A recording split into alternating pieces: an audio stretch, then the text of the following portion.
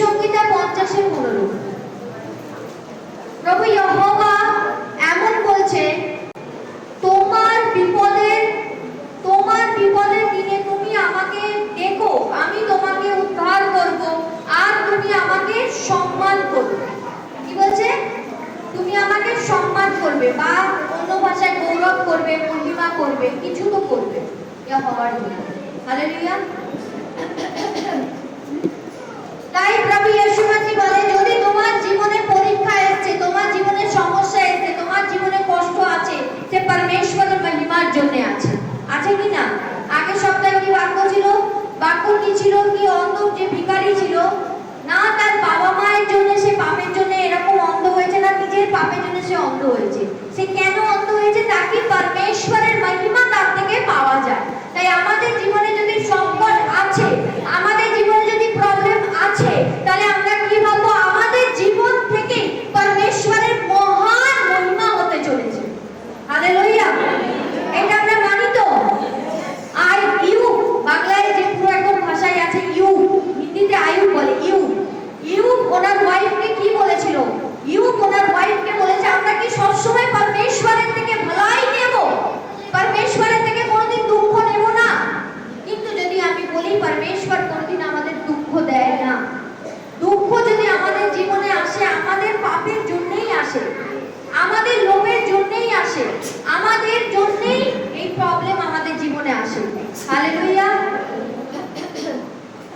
তাই প্রভু ইহোবা বলছেন, তুমি যখন সংকটে আছো, তুমি আমাকে দেখো, আমি তোমাকে উদ্ধার করব। এটা পরমেশ্বরের প্রতিশ্রুতি তার সন্তানদের জন্য প্রতিজ্ঞা করেছে ইহোবা। তুমি যখন প্রবলেমে থাকবে, তুমি যখন সমস্যাতে থাকবে, তুমি আমাকে ডাকবে, আমি তোমাকে কি করব? আঘাত করব, তুমি আমার মহিমা করবে। কিন্তু আমাদের জীবনে যখন সমস্যা আসে, প্রবলেম আসে, আমরা একে অপরকে বলতে কি থাকি? ব্যস্ত থাকি। আমরা এটা মনে করি যে আমরা যদি একে অপরকে বলি, এতে আমাদের কি হবে? ভালাই হবে। কিন্তু এইভাবে আমাদের মসিহ যারা আছে, প্রভু ইয়েশু মসিহতে আছে, আমরা এইভাবে করুণা পরমেশ্বরের আমরা নিতে পারবো না। আমরা করুণা কখন নিতে পারবো? যখন পরমেশ্বরের বাক্য আমাদের মধ্যে থাকবে, তাহলে আমরা পরমেশ্বরের করুণাকে আসমিক রূপ থেকে, ব্যবহার থেকে আমরা দেখতে পারবো। মানে অনবরত আমাদের মধ্যে কি উঠে যাবে? প্রভুর আশীর্বাদ। কিন্তু আজকে যদি আমরা দেখি, আর আমার কথা যদি তোমাদের কানে ঠিক মতো পৌঁছায়, আমাদের লাইফে যদি কোনো সমস্যা এসেছে, আমরা আগে গিয়ে আমার প্রতিবেশীকে আগে বলি, আমার এই সমস্যা এসেছে। হালেলুয়া। কিন্তু সেই প্রতিবেশীর সেই সামর্থ্য নেই কি ওই প্রবলেম থেকে আমাদেরকে কি করবে না? বার করবে। আমরা যখন আমাদের প্রবলেমকে নিয়ে ইহোবার কাছে যাব, সেই ইহোবা আমাদেরকে কি করবে? উত্তর দেবে। দেবে কি না? কারণ গীত সংহিতা 4:3 লেখা আছে, তোমরা জেনে রেখো, সদাপ্রভু তার ভক্তদের তার নিজের জন্য আলাদা করে রেখেছেন। আমি ডাকলে তিনি শুনবেন। আমিন। সদাপ্রভু তার ভক্তদের, যে ইহোবার ভক্ত, যে ইহোবার সারাক্ষণ দোহাই দেয় কি ইহোবা ছাড়া, মানে সদাপ্রভু ছাড়া আমার কেউ নেই। প্রভু ইহোবা বলছে, আমি তোকে আলাদা করে রেখেছি, সেপারেট করে রেখেছি। তুই যখনই আমাকে ডাকবি, আমি তখনই তোকে উত্তর দেব, আর তোর সংকট থেকে আমি তোকে উদ্ধার করব। আমি তোকে প্রতিজ্ঞা করছি, কোনো মনুষ্য না। মানুষ যখন বলবে দ্বিতীয় দিন ভুলে যাবে, ইহোবা বলবে অনন্তকাল পর্যন্ত ওনার মনে আছে। মনে আছে কিনা? এই বাইবেল আজকে আমাদের কাছে এসেছে, তার আদি থেকে, কবে থেকে এই বছর সবাই পড়ে যাচ্ছে, আর আশীষকে পাচ্ছে ইয়েশু মসিহর নাম থেকে। হালেলুয়া। তাহলে আমাদের কার প্রতি বিশ্বাস রাখতে হবে? প্রভু কৃপির বাক্যের প্রতি আমাদের বিশ্বাস রাখতে হবে। আমি যদি সংকটে পড়েছি, আমার যদি জীবনে প্রবলেম আছে, আমি ইহোবার কাছে যাব, আর আমার ইহোবা আমাকে আঘাত করবে ইয়েশু মসিহর নাম থেকে। আমি কোন মনুষ্যের কাছে যাব না। আমরা 1 শামুয়েল খুলবো, আর 1 অধ্যায়। এখানে আমরা হান্না নামক একটা স্ত্রীর কথা শুনবো, যে স্ত্রী ছিল না, বহু বছর হয়ে গেছে, তার গর্ভে কোনো ফল ছিল না। হালেলুয়া। গর্ভে কোনো ফল ছিল না। কি ছিল না? এখানে অনেক ব্যক্তি বসে আছে তার জীবনে আজকে ফল নেই, আছে কি না? আছে কি না? শুধু গর্বেরই ফল না, আশীষ জীবনেও নেই, নেই, আশীর্বাদ নেই। হালেলুয়া। 1 শামুয়েল 1 অধ্যায় তার 10 নম্বর পদটা আমি পড়বো। তার আগে আমি হান্নার বিষয় বলি। হান্না ইয়েহোবার কাছে প্রত্যেক বছর তার স্বামীর সাথে এবং যে তার আরেকটা ওয়াইফ ছিল স্বামীর, তার সাথে কোথায় যেত? ইয়েহোবার পবিত্র পাহাড়ে যেত, যেটা জেরুজালেম, পবিত্র পাহাড়ে যেত।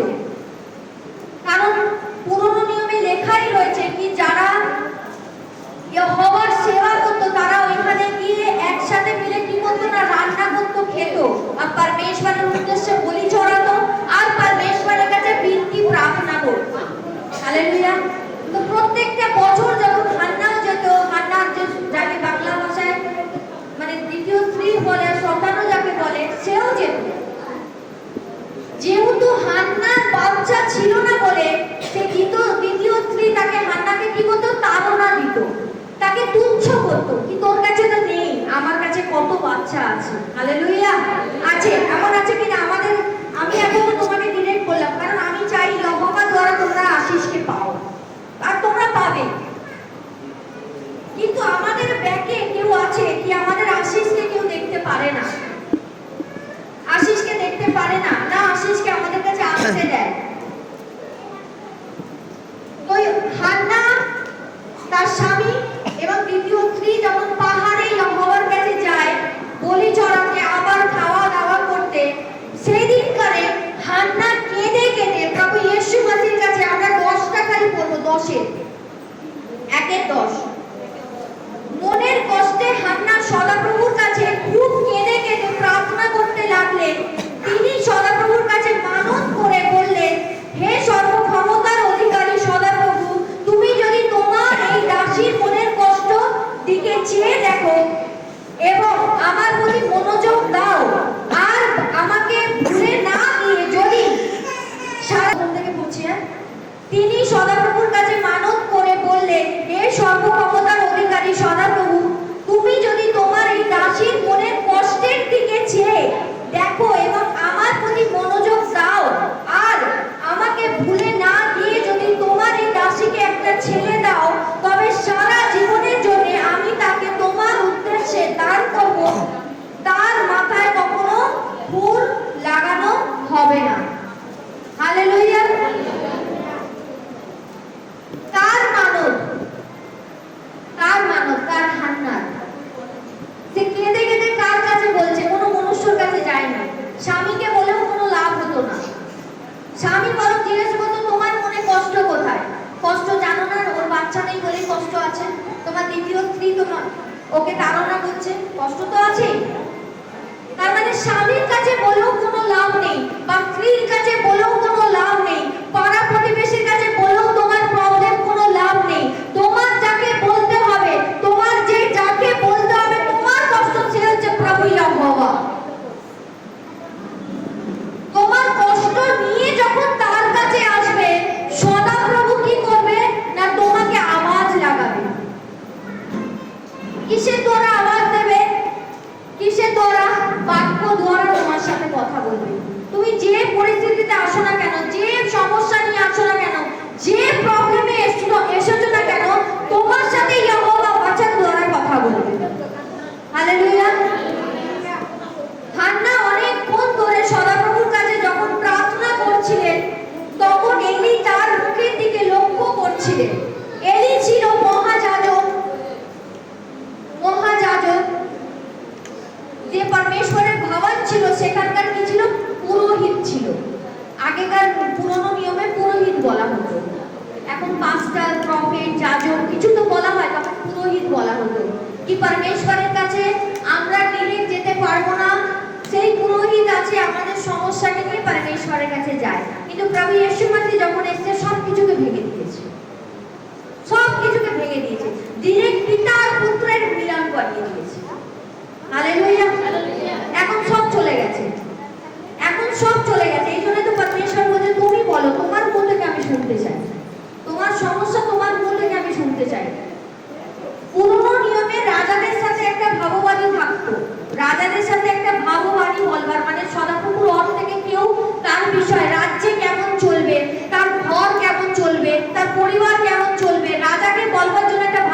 ছিল, কিন্তু পুরনো নিয়মের সব ভেঙে গেছে।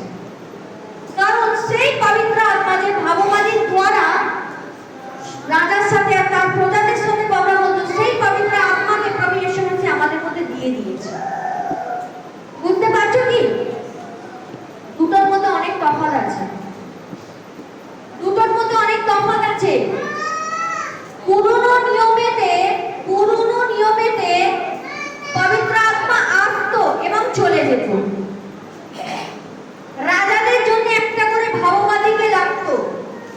রাজা কোথায় যাবে, রাজা এখানে যুদ্ধ করতে যাবে কিনা, কিভাবে যুদ্ধ করবে, কিভাবে কি হবে, পবিত্র আত্মা সেই দাসের মধ্যে থেকে রাজার সাথে কথা বলতো।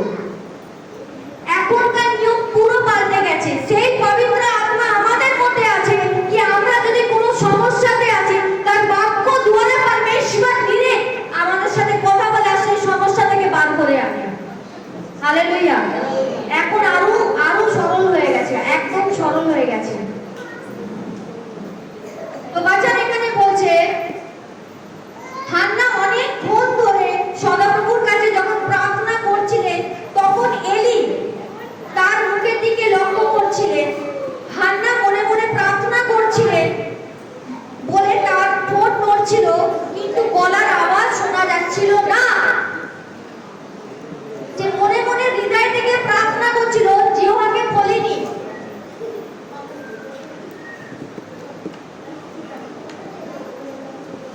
সেই জন্য এলি ভাবছিল তিনি স্ত্রীলোকটি মাতাল হয়েছে। কি হয়ে গেছে? মাতাল। আমরা যখন প্রভু যীশু মসিহ প্রভুর কাছে আসি না, অনেকে আমাদেরকে বলে পাগল, এ পুরো পাগল, এ পুরো মাতাল, এর কোনো খেদে কাজ নেই, বেফালতু যায় বেফালতু আসে, এর কোনো কাজই নেই, সারাক্ষণ যিশু যিশু যিশু করতে থাকে। তাই তো বলে, তো বলে না?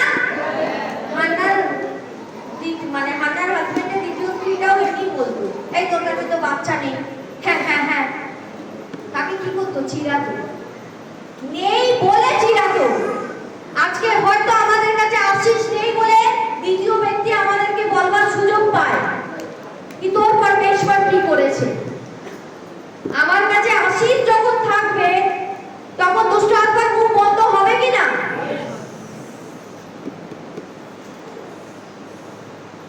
কি ভেবেছে এলি? সে মদকে পুরো তুল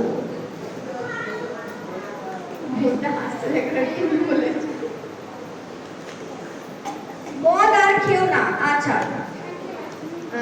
তিনি তাকে বললেন তুমি মদ খেয়ে আর কতক্ষণ নিজেকে মাতাল করে রাখবে, মদ আর খেও না। এলি ভাববাদী হান্নাকে বলছে।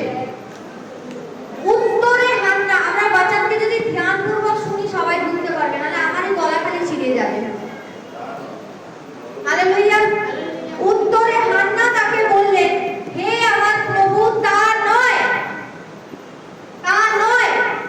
আমরা যখন প্রার্থনা করি না, অনেকেই হাসে, অনেকেই বেকার ভাবে কি প্রভু যীশু মসিহের কাছে এরা বেকার যায়, বেকার প্রার্থনা করে, বেকার আরাধনা করে, বেকার বচনকে পড়ে।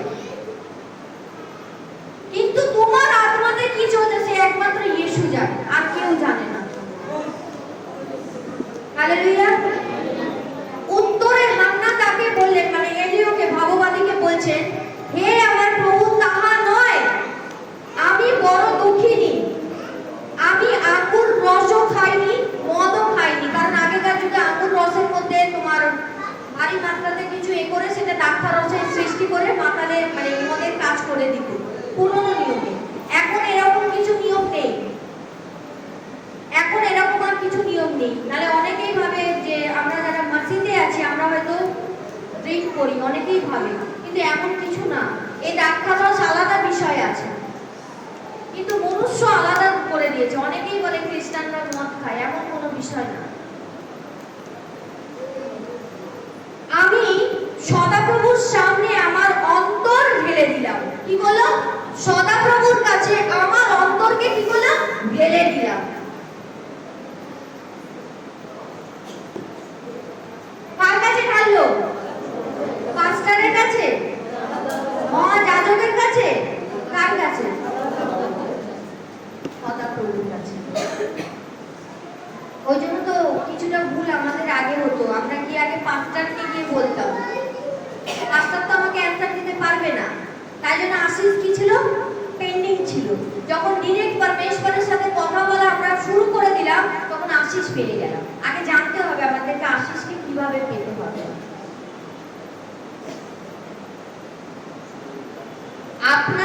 আপনার এই দাসী,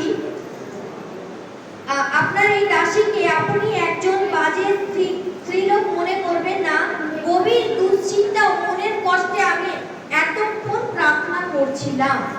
এটা হান্না বলছে। তখন এলি বললেন, তোমার মন শান্ত হোক। ইসরায়েলীয়দের ঈশ্বরের কাছে তুমি যা চেয়েছো তা যেন তিনি তোমাকে দেন।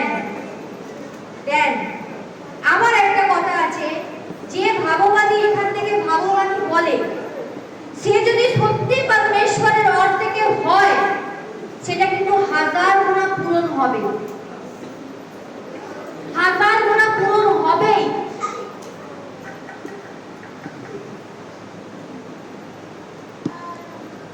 হান্না বললেন, এই দাসীর উপর আপনার দয়া থাকুক। এই বলে তিনি চলে গেলেন এবং খাওয়া দাওয়া করলেন। তার মুখে আর দুঃখের ছায়া রইল না। কেন?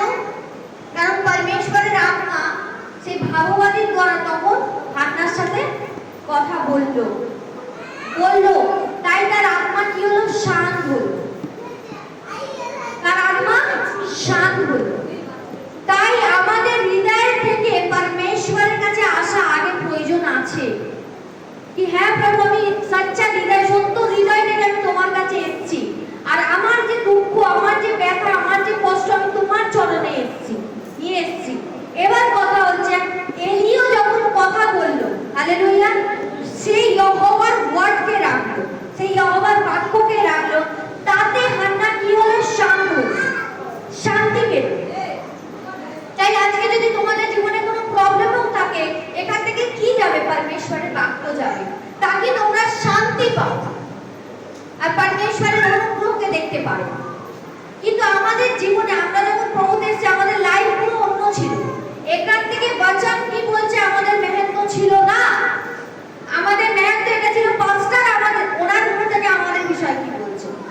ওই জন্যই তো ফেসে গেছিলাম, ওই জন্যই তো প্রবলেম ছিল।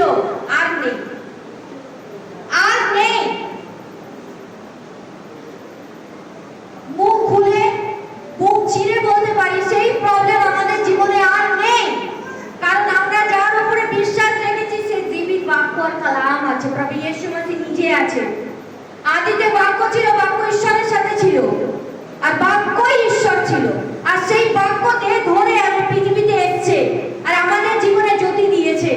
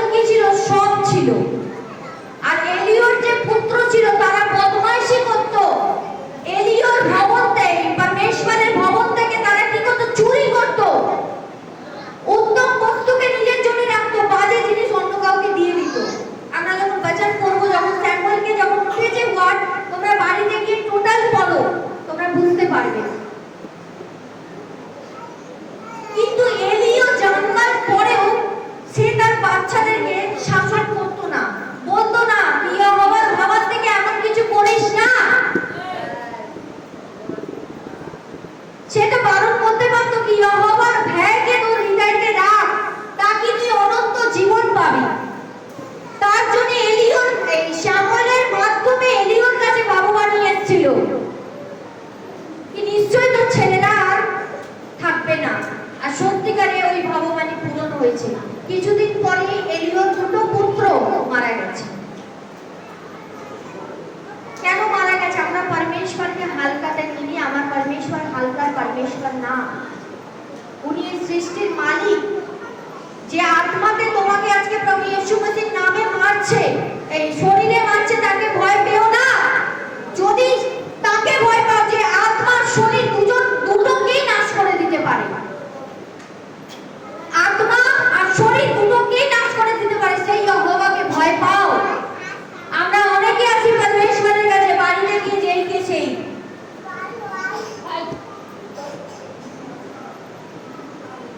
হ্যাঁ, আমরা परमेश्वরের ভয়কে যেন নিজের হৃদয়ে রাখি। শ্যামল পাওয়ার পরে হান্না বলতে পারতো আমি কেন দেব, পেয়ে গেছি, কিন্তু না, হান্না ভয়তে ছিল যে আমি परमेश्वরের সাথে যে প্রতিজ্ঞা করেছি আমি সেটা পূরণ করব, আর করেছে। আবার যখন সে বাড়িতে গেছে, সে আরো বাচ্চার সাথে আশীর্বাদ পেয়েছে। হালেলুয়া। তুমি প্রভুর কাছে দাও তো সেই। আমি বীজ বোনার কথা আমি এখানে বলছি না, আমি অর্পণ সমর্পণের কথা বলছি। তুমি অর্পণ সমর্পণ করো তো সেই, परमेश्वर তোমার জন্য হৃদয় দুয়ার সব খুলে রেখেছে। হালেলুয়া। তাই শ্যামলের দ্বারা এলিয়র সাথে কথা বলেছে, কথা বলেছে। হালেলুয়া।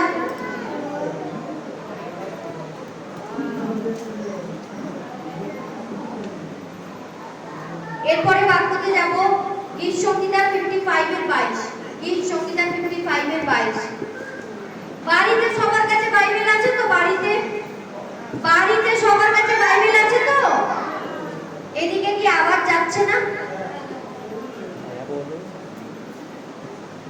তোমার সব ভার, কি বলছে? তোমার সব ভার তুমি সদাপ্রভুর উপর ফেলে দাও, তিনি তোমার ব্যবস্থা করবেন, তার ভক্তদের তিনি কখনো টলতে দেবেন না। কি বলছে? সব ভার, সব ভার, এভরিথিং। কিছুটা দিলাম না, না, প্রত্যেকটা ভার সদাপ্রভুর চরণে রাখো। সদাপ্রভু ব্যবস্থা করবে। বাচ্চাদের লেখা রয়েছে, বাচ্চাকে পড়ো তোমরা। তোমাদের কি প্রয়োজন আছে সদাপ্রভু সেটা পূরণ করবে। তার ভক্তদের সে কোনোদিন কোনো ক্রমে টলতে দেবে না, পড়তে দেবে না। আমরা যদি পড়েও যাই, প্রভু ইয়েশু মসিহ আমাদেরকে ধরে আছে, তুলে আছে।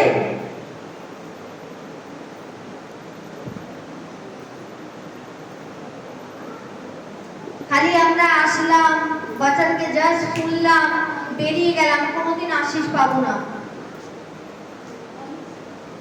বাচ্চাকে শুনে গ্রহণ করে বাচ্চাকে চলতে হবে। যখন সমস্যা আসছে যহোবার কাছে যাব, কোনো মনুষ্যের কাছে যাব না।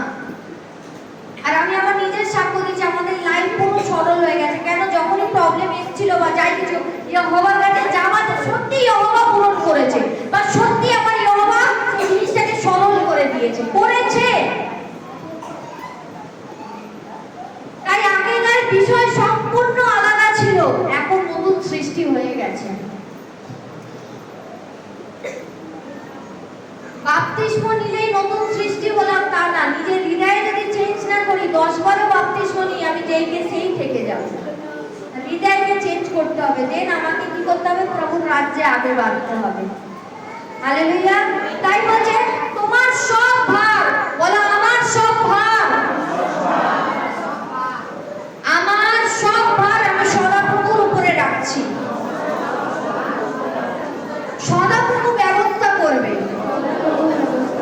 তোমরা কি বিশ্বাস করো বাঁচানোর কালামে? সদাপ্রভু তোমাদের জন্য যাহা কিছু প্রয়োজন ব্যবস্থা করবে, তার ভক্তদের তিনি কখনো টলতে দেবেন না। কারণ আমাদের রক্ষক প্রভু ইয়েশু মসিহ নিজে আছে।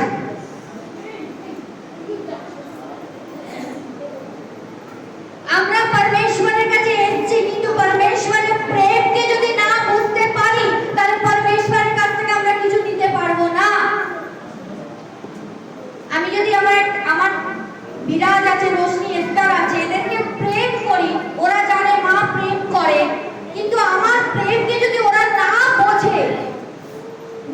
বুঝে, যদি আমার কাছে কিছু না চায়, তাহলে আমি ওদেরকে কি করে দেবো বলো?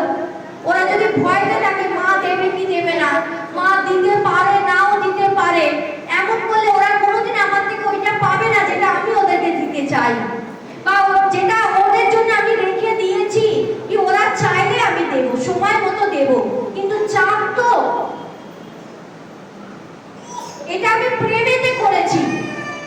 কি আমার বাচ্চার জন্য একটা, আমি কথার কথা বলছি, একটা আলমারি কিনে রেখেছি, একটা শোকেসে কিনে রেখেছি, ওর জন্যই আমি কিনে রেখেছি। আমি ওকে প্রেম করি বলেই ওর জন্য আমি কিনে রেখেছি। যতক্ষণ না ও চাইবে আমি সেটাকে কি করবো না, ওকে দিতে পারবো না। আমি একটা এক্সাম্পল দিলাম। ঠিক আমাদের জীবনে আশীর্বাদ আছে, তোমাকে প্রভুর কাছে চাইতে হবে তোমার পরিস্থিতি অনুযায়ী। কি প্রভু আমার এই পরিস্থিতি আছে, তুমি বলেছো সংকটে আমি পড়েছি, তুমি আমাকে উদ্ধার করবে, আমি তোমার মহিমা করব, তুমি এবার আমাকে উদ্ধার করো। আর যদি উদ্ধার নাই করবার ছিল, বাঁচান কেন লিখেছো? কোশ্চেন করো। বলবে পিতার কাছে এইভাবে কোশ্চেন করে, হ্যাঁ পিতা তো কোশ্চেন করবই। হ্যাঁ, আমার বাবার কাছে কোনো কোশ্চেন থাকলে আমি করবো না? করবো কি না? তাহলে তো আমার বাবাই তো, সদাপ্রভু তো আমার বাবা, তা আমি তো ওনাকে বলতেই পারি, বাবা তুমি যদি নাই করবার ছিল তুমি কেন লিখেছো? তোমাকে বলতেও হবে না, তার আগে আমি পূরণ করবে, বাচ্চাটা খারাপ হবে তারপরে পূরণ করবে। Hallelujah, hallelujah. বিশ্বাসের দ্বারা যখন চেয়েছো, বিশ্বাসের দ্বারা যখন প্রার্থনা করেছো, তোমার পরিস্থিতি অনুযায়ী যখন তুমি তাকে মনে করে দিয়েছো কি পরমেশ্বর আমার এই প্রবলেম আছে, পরমেশ্বর তোমাকে বার করবে, বার করবেই, 100% বার করবে। কেন? উনি লিখে দিয়েছে। আমার কাছে তো একটাই কোশ্চেন, যদি নাই লিখবার ছিল, তুমি যদি নাই দেবার ছিল তুমি লিখলে কেন? এবার যেখানে লিখেছো আমাকে দিতে হবে। কোনো কারণে কোনো সম্পত্তি বিনা কারণে ভুল করে অন্য কোনো বাচ্চার নামে যদি হয়ে যায়, 4 জনকে দেওয়ার কথা, 1 নম্বর 5 জনের নামটা যদি বিনা কারণে পড়ে যায়, সে কিছু জানবে না, নাম পড়ে গেছে মানে আমার এই জমি, আমার এই ঘর, আমার এই বাড়ি চাই তো চাই। সেটা আমি দেখতে যাব না তুমি ভুল করে লিখেছো কি ঠিক করে লিখেছো, তুমি লিখে দিয়েছো আমার চাই। ঠিক তেমন পরমেশ্বরের থেকে নেওয়া, তুমি লিখে দিয়েছো আমার চাই, চাই তো চাই। হালেলুয়া। তার আগে ইহোবার ভক্ত হতে হবে, তার আগে ইহোবার ভক্ত হতে হবে। ইহোবাকে সেইভাবে বুঝতে হবে, সেইভাবে প্রেম করতে হবে। হার একটা বাক্য তিনি আমাদের জন্যই লিখেছে, আমাদের ভালোর জন্য, আমাদের আশীর্বাদের জন্যই লিখেছে, কিন্তু আমরা ওটা রিসিভ করতে পারছি না, কারণ আমরা সেইভাবে ইহোবার সাথে হাঁটতে পারছি না। হালেলুয়া। তারপরে পেরিত 10:3 আর 4 করব। পেরিত 10:3 আর 4। হালেলুয়া। একদিন বেলা 3টায় সময় তিনি একটা দর্শন পেলেন। তিনি স্পষ্ট দেখতে পেলেন ঈশ্বরের একজন দূত এসে তাকে ডাকছেন, কর্নেলিয়। কাকে ডাকছে? কর্নেলিয়। কর্নেলিয় ভয় পেয়ে সেই স্বর্গদূতের দিকে তাকিয়ে বললেন, প্রভু বলুন। স্বর্গদূত বললেন, তোমার প্রার্থনা ও গরিবদের তোমার দানের কথা স্বর্গে পৌঁছেছে এবং ঈশ্বর তা মনে রেখেছেন। হালেলুয়া। কর্নেলিয়াস যে ছিল সে পরমেশ্বরকে ভয় করত, পরমেশ্বরের আজ্ঞাকে পালন করত। আর যে গরিব আছে, যার কিছু নেই, কর্নেলিয়াস কি করত? সেটাকে তাদেরকে দিত। এখানে কেন এই বাক্যটা আমি লিখেছি? এখানে প্রভু বলছে তার স্বর্গদূতকে পাঠিয়ে কর্নেলিয়াসের ভবনে বলছে, তুমি যাহা কিছু প্রার্থনা করেছো এবং তুমি যাহা কিছু দান করেছো স্বর্গের রাজ্যে পিতার কাছে পৌঁছে গেছে। হালেলুয়া। স্বর্গের রাজ্যে পিতার কাছে পৌঁছে গেছে। তাই আমরা যখন প্রার্থনা করি, আমাদের প্রার্থনা স্বর্গের রাজ্যে ইহোবা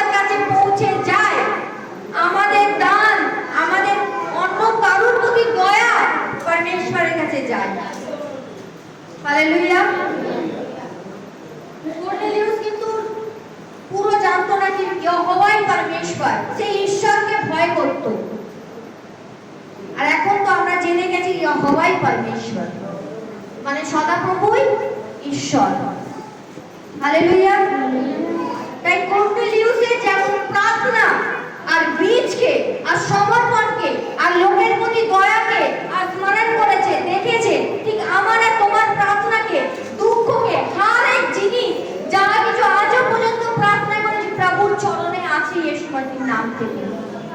যখন আমাদের প্রয়োজন হবে পরমেশ্বর লিভ করবে। কারণ অনেক সময় হয় আমরা আশীষকে তো পেয়ে যাই, প্রথমবার আমাদের জীবনে যখন সাক্ষ্য হয় আমরা পরমেশ্বরের কাছে আসি, কিছু প্রবলেম হলে আশা বন্ধ করে দিই, তাই পরমেশ্বর খুঁজে দেয়। ভেবে দেখো, ভেবে দেখো, কারণ প্রভু আমাদেরকে উত্তম দিতে চায় কিন্তু আমরা দিতে পারছি না, কারণ সেই সমর্পণটা পরমেশ্বরের প্রতি করতে পারছি না।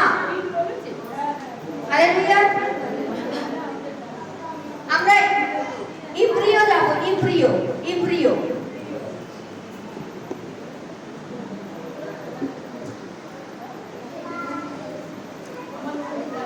ইব্রিয় 4:14। এবার আমি নতুন নিয়মে চলে এসেছি, পুরনো নিয়মের প্রথম থেকে প্রচার ছিল, আবার নতুনে। এই জন্য এসো আমরা খোলাখুলি ভাবে ঈশ্বরের পুত্র যিশুর উপর আমাদের বিশ্বাসকে স্বীকার করে যাই, কারণ তিনি আমাদের মহান মহাপুরোহিত, যিনি স্বর্গে গিয়ে এখন ঈশ্বরের সামনে আছেন। হালেলুয়া। কি বলছে? আমরা সব কিছুকে ভুলে খোলাখুলি আমরা সদাপ্রভুর কাছে যাই, কারণ সে মহান মহান সেই পুরোহিত, যাকে এখন যাজক বলে বা পাস্টার বলে বা প্রফেট বলে, কিছু তো বলে, আমাদের পাস্টার আমাদের প্রফেট যে হচ্ছে সে হচ্ছে প্রভু ইয়েশু মসিহ নিজে। দেখো বচনে লেখা রয়েছে, দেখো বচনকে পড়ো, আমি যদি ভুল বলছি বাক্যকে পড়ো। হালেলুয়া। সে কি আছে না পরমেশ্বরের সামনে আছে এখন, পরমেশ্বর ইয়হোবার সামনে বসে আছে এখন। তারপরে বলছে 15, আমাদের মহাপুরোহিত এখন কেউ নন।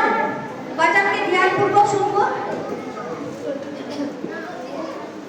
বাচ্চা এখানে বলছে আমাদের মহাপুরোহিত এখন কেউ নন, যিনি আমাদের দুর্বলতার জন্য আমাদের সঙ্গে ব্যথা পান না। হালেলুয়া। আমরা তুমি যদি আমার কাছে এই মুহূর্তে এসে বলো, আমি বলবো তুমি প্রার্থনা করো, কিন্তু তুমি যদি পরমেশ্বরের কাছে যাও, তোমার ওই ব্যথাকে প্রভু ইয়েশু মসিহ নিয়ে নেবে। এটা আমার আর পরমেশ্বরের মধ্যে অন্তর আছে। আমাকে যদি মনে করো যে দিদির কাছে আসছি, আমি এসে বলে আমার ব্যথা চলে যাবে, আমি তোমার ব্যথাকে নিতে পারবো না। কিন্তু আমাদের যে মহাপুরোহিত প্রভু ইয়েশু মসিহ আছে, যে মহাযাজক আছে, যাকে বাংলায় পাস্টার প্রফেট যাই বলে, সে কিনা তার কাছে যদি তুমি আসো, তাকে যদি তোমার সমস্যা বলো, সে তোমার ব্যথাকে নিয়ে নেবে ইয়েশু মসিহ নাম থেকে। দেখো বচনে লেখা আছে, বচনে লেখা আছে।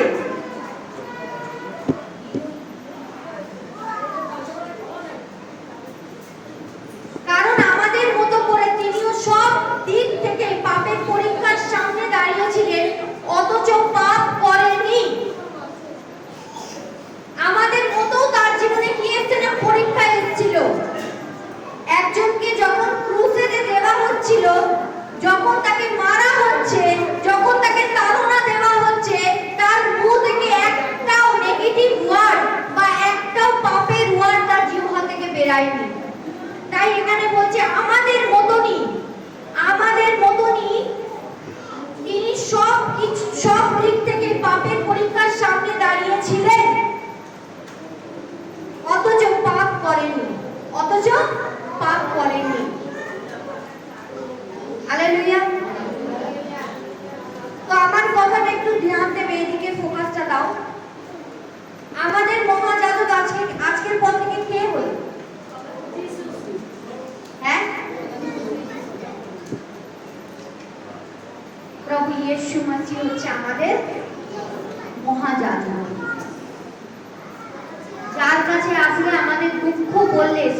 সে নিয়ে নেয়, কারণ সে পরীক্ষা হইতে গেছে, সে নিয়ে নেয়।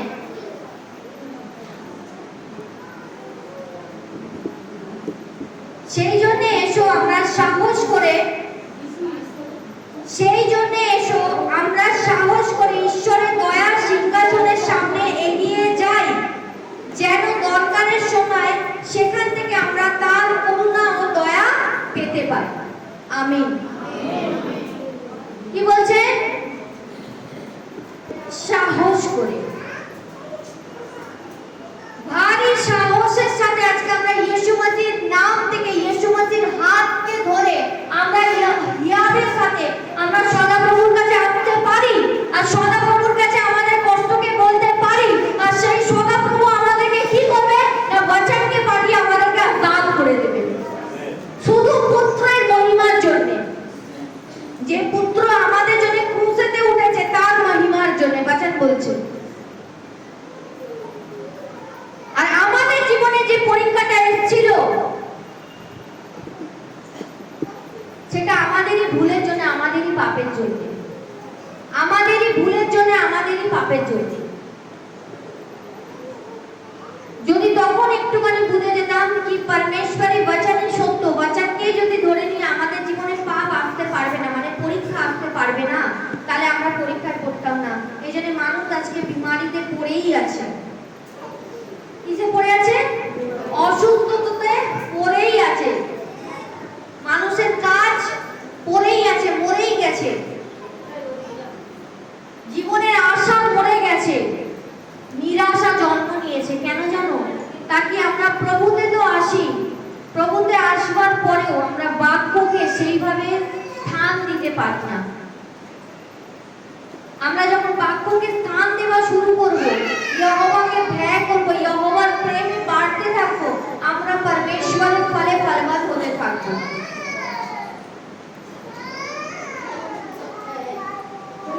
সদাপ্রভু আমার পালক, আমার অভাব হবে না। এইটার সব বিশ্বাস, মানে সব জনের জন্য না, সবার জন্য এই বাক্য না। এই বাক্য তার জন্য যে সদাপ্রভুকে নিজের পালক গ্রহণ করেছে। কি ইয়েশুই আর জিসাস আমাদের পালক। তখন আমরা সাহস পূর্বক বলবো কি সদাপ্রভু আমার পালক, আমার অভাব হবে না। আর এই বাক্য যখন আমরা যত ঘোষণা করবো, যত বলতে থাকবো, যত বলতে থাকবো, আমরা মনে করছি আমরা বেকার বলছি, বেকার না, বেকার একদম না। এমন ফলকে নিয়ে আসবে, আর যে ফল আমরা কোনোদিন চোখেও দেখিনি, ভাবিও নি, ওই ফল আমাদের পিঁড়ি টু পিঁড়ি খাবে ইয়েশু মসির নাম থেকে। Hallelujah, hallelujah. আজকে আমরা আমাদের জীবনে অনেকের ঘরে অশান্তি আছে, বিমারি আছে, লাচারি আছে, গরিবি আছে। কেন আছে জানো? রিজন এটাই, আমরা যদি সদা সর্বদা, ধরো কারোর ঘরে ঋণ নেই, এই ঋণ আছে, ঋণ আসে, ঋণের জন্য পবিত্র আত্মা আগে থেকে লিখে রেখেছে কি আমার কম, মানে আমার প্রজা ঋণ নেবে না, ঋণ লোককে দেবে। সে যদি এই বাক্যটা বার ঘোষণা করতে থাকে, তার জীবন থেকে ঋণ সত্যি 2025 সাল আগে প্রভু ইয়েশু মসিহ নিয়ে নিয়েছে। তার হৃদয় যখন বিশ্বাস করে নেবে সত্যি আমি ঋণ নেব না, আমি ঋণ দেব, যেদিন সে বিশ্বাস করে নেবে সেদিন তার ঋণ স্টপ হয়ে যাবে। তোমাকে আগে বিশ্বাস করতে হবে, তোমাকে আগে সেই রীতিতে বিশ্বাস করতে হবে কি আমি ঋণ সত্যি নেব না, আমি ঋণ সত্যি লোককে দেব। সদাপ্রভু সত্যি আমার পালক, আমার অভাব হবে না।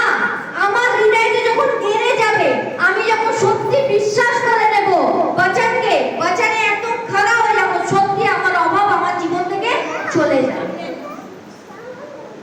আমরা বচন বলতে থাকলাম, বচন পড়তে থাকলাম, বচন বলতে থাকলাম, পড়তে থাকলাম, কিন্তু সেটাতে আমি হৃদয়তে স্থান দিচ্ছি না, সেটার ফল আসবে না।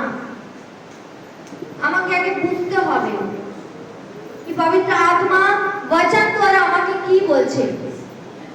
আমরা খুলবো আজকে মিকা 5:12, মিকা 5:12। হালেলুয়া।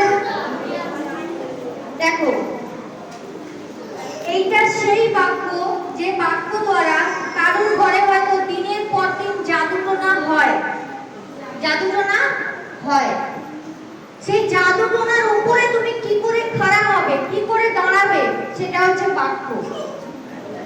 মিকা 5:12 বাক্যতে লেখা রয়েছে, আমি তোমার জাদুবিদ্যা নষ্ট করব, মায়াবিদ্যা ব্যবহারকারীরা আর তোমার মধ্যে থাকবে না। হালেলুয়া। আমি তোমার জাদুবিদ্যা, মানে যে কেউ জাদু টোনা বিদ্যা ওজা কুলা ওজা গুরু, প্রভু ইহোবা বলছে আমি তোমার জাদুবিদ্যা নষ্ট করব। কে বলেছে? কে বলেছে? প্রভু ইহোবা, কি আমি তোমার জাদুবিদ্যাকে নষ্ট করে দেব। যারা গণকেরা আছে, যারা টুকটাক গুণগান করে, তারা তোমাদের মধ্যে আর বাস করবে না এবং প্রবেশও করবে না, কোনো ক্রমে করবে না। কারণ জাদু বিদ্যা যখন আমাদের জীবনেও আসবে, প্রভুর বাক্য তাকে কি করবে?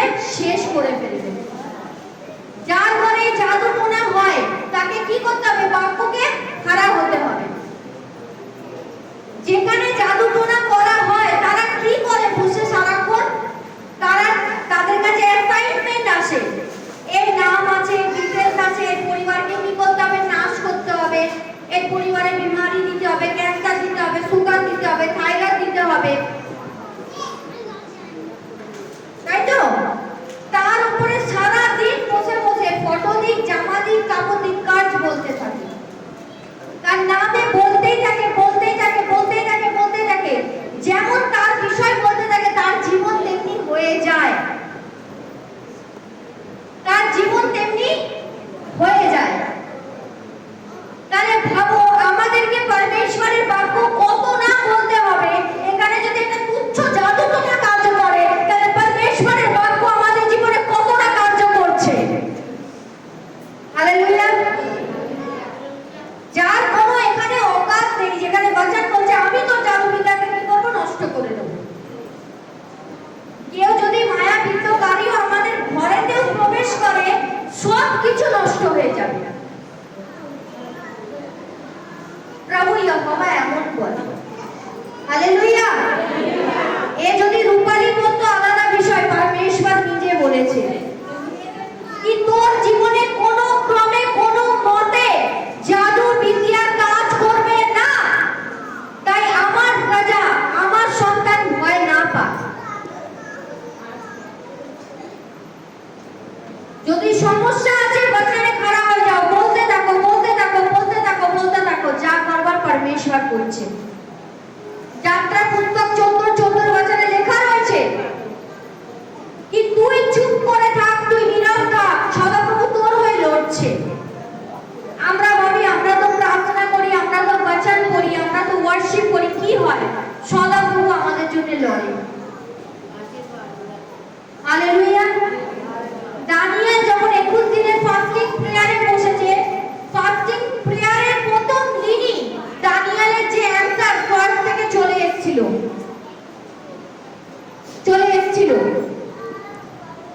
কিন্তু এই যে আকাশ দেখছো, যেখানে দুষ্ট আত্মারা আছে, আকাশ, এই দুষ্ট আত্মাদের সাথে কার মারপিট হচ্ছিল? দানিয়েল গেছিল মারপিট করতে? দানিয়েল গেছিল? যে মারপিট করেছে সে হচ্ছে স্বর্গদূত। বুঝতে হবে কেন স্বর্গদূত তার জন্য মারপিট করছিল। কারণ দানিয়েল পরমেশ্বরের উপস্থিতিতে বসেছিল, দানিয়েল প্রার্থনা করছিল, তার জন্য স্বর্গদূত তার নিমিত্ত লড়ছিল। আমরা ভাবি যে আমার প্রভুর কাছে না আসলেই হয়ে যাবে, বচন না পড়লেই হবে, ওয়ার্শিপ না করলেই হবে, এমন না। দানিয়েল প্রার্থনা করছিল, তাই স্বর্গদূত উপরে লড়াই করছিল। দানিয়েল বচনে লেখা নেই দানিয়েল ঘুমাচ্ছিল। হালেলুয়া। সমস্যা আছে, সমস্যার মধ্যে তা তোমাদেরই সমস্যার জন্য পরমেশ্বর বাক্য দিয়েছে, আমারই সমস্যার জন্য পরমেশ্বর বাক্য দিয়েছে। বাক্যকে বার করে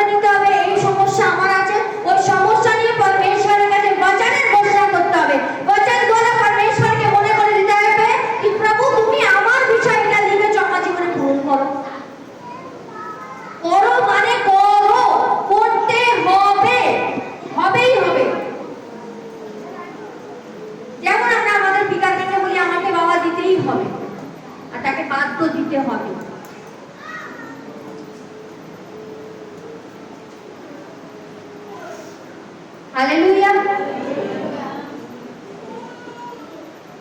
আজকে মানুষ রোগে পড়ে আছে, দুবার কি একবারও মুখ থেকে অঙ্গীকার করে এটা বলবে না কি প্রভু তোমারই মার খাওয়াতে আমি চাকরি হয়ে গেছি, তুমি তোমার বচনকে পাঠিয়ে তোমাকে সুস্থতা করে দিয়েছো। না, যে শত্রু বিচার নিয়ে এসে যে বিচারের সাথে আমরা চলছি, কিন্তু পরমেশ্বরের বচনের থেকে আমরা চলছি না। তোমাদেরকে খাড়া হতে হবে ইয়েশু মসির নাম থেকে। ওই গন্দি দুষ্ট আত্মা, কথাকে খেয়াল করো, যে গন্দি দুষ্ট আত্মা এই মুহূর্তে তোমরা দেখো তোমাদের জীবনে কোন গন্দি দুষ্ট আত্মা আছে। তোমরা এক মিনিট টাইম নাও, তোমাদের জীবনে যে গন্দি দুষ্ট আত্মা আছে ওই গন্দি দুষ্ট আত্মাকে সামনে রাখো, রাখো সামনে, রাখো সামনে, রাখো সামনে, রাখো দুষ্ট আত্মাকে, যার যার সমস্যা আছে রাখো। আর রাখবার পরে দেখো তোমাদের জীবনে কার্য হয় কিনা। এবার প্রভু ইয়েশু মসির নাম থেকে গন্দি দুষ্ট আত্মাকে বলো, প্রভু ইয়েহোবা ইয়েশু মসির নাম থেকে আমার জীবন থেকে আদেশ দিচ্ছি এই মুহূর্তে যা। যায় কিনা দেখো, যায় কিনা দেখো। যে কোনো আত্মা হতে পারে, যে কোনো আত্মা হতে পারে। পবিত্র আত্মা যেমন আমাদের জীবন দিচ্ছে, দুষ্ট আত্মা তেমন আমাদের থেকে আমাদের স্বতন্ত্রতাকে, স্বাধীনতাকে, আমাদের ভালাইকে ছিনিয়ে নিচ্ছে। ওই দুষ্ট আত্মাকে ডাটো ইয়েশু মসির নাম থেকে। বচন তো আগের বারে খুলেছিল মার 11, 14, 20, মার 11, 30, পাহাড়কে বলো, গাছকে বলো, কে মানবে না তারপরে আমিও দেখবো, আবার আসবো বচনকে নিয়ে। যতক্ষণ না প্রভুর আশীষ তোমাদের উপরে নেমে আসছে আমি বচন বলতেই থাকবো, আমি বলবোই বলবো। তোমাদের মধ্যে বিশ্বাস জাগবে ইয়েশু মসির নাম থেকে। তোমার সমস্যাকে তোমার সামনে রাখো আর সেই সমস্যাকে বলো কি প্রভু ইয়েশু মসির নাম থেকে তুই যা। আরো যেতে বাধ্য, তোমাকে অধিকার দিতে হবে কি আমি ইয়েহোবার সন্তান আছি, আমি যেটা বলবো সেটা হবে। কেন প্রভু ইয়েশু মসিহ এত ঠাট নিয়ে এই পৃথিবীতে চলেছিল? কারণ ইয়েশু মসিহ জানতো আমি ইয়েহোবার সন্তান আছি, আমি যেটা বলবো সেটা হবে। সংসারে যখন মানুষ থাকে শ্রাপ দিলে লেগে যায় কিনা বলো? হ্যাঁ, এই সংসারের লোক যখন শ্রাপ দেয় লাগে কিনা? এই তুই বরবাদ হয়ে যাবি, তোর এই হয়ে যাবে, তোর ওই হয়ে যাবে, হয় কিনা? কেন হয় জানো? কারণ আমাদের প্রত্যেক জনের জীবনে প্রভু আশীর্বাদ দিয়েছে, তুই যা বলবি সেটা হবে।